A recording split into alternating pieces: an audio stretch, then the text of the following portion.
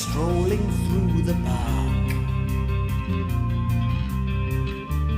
When the light begins to change, I sometimes feel a little strange, a little anxious when it's dark.